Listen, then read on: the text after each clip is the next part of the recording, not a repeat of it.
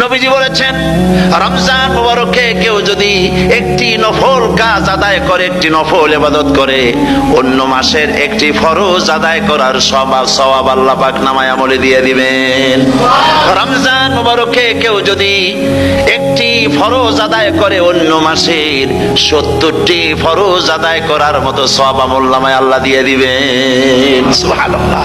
এই মাস আমাদের সামনে। আল্লাহু আকবার বলি, আল্লাহু আকবার বলি, আলহামদুলিল্লাহ।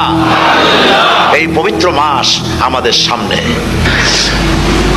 সারা জীবন, সারা মাস অন্যায় করার পরে, গুনাহ করার পরে মানুষের অন্তঃকরণে কালিমা লেগে যায়।